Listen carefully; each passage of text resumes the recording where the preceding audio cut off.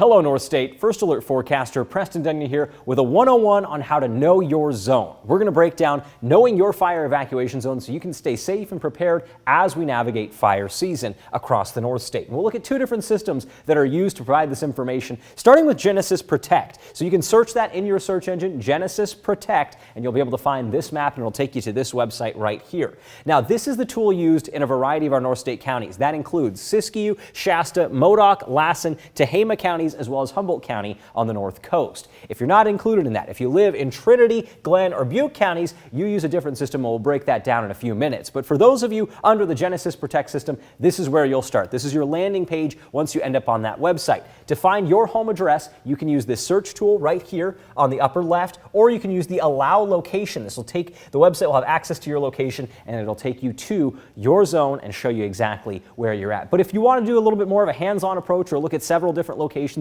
and kind of find out the perimeter of that evacuation zone, you can zoom right in. So we'll do an example right now. We'll take a look at the zone that applies for our station in downtown Reading. As we zoom in, you can see the zones populate on the map, and we'll send ourselves right into downtown, and you will see that depending on exactly where you are, you will have a code that has 3 letters and either 3 or 4 numbers. So if you're outside of the city, if you're not in city limits, it will be a 4-number portion, but everybody has those 3 letters indicating the general location. But we're going to zoom in on our station off of Auditorium Drive, and that'll take us to COR 402. So that's how you know your zone. You take that, and if you can just memorize that 6 or 7 digit code, you'll be in good shape. You'll know when those evacuation warnings and orders come out. And for further information, in the event of an emergency, you can click on your zone right here, tap on it, and it will tell you the current status, whether there is an evacuation warning or order in effect. That'll pop up there, and you can also access more information, including critical notifications and details on active incidents right here on this side panel, and it'll also give you the name of your zone. But usually, when these are referenced on news broadcasts and other sources, that's going to be in the form of that code right there. So keep that in mind. It'll also give you a sense of where that perimeter of that is, including the north, south, east, and west limits of any given zone.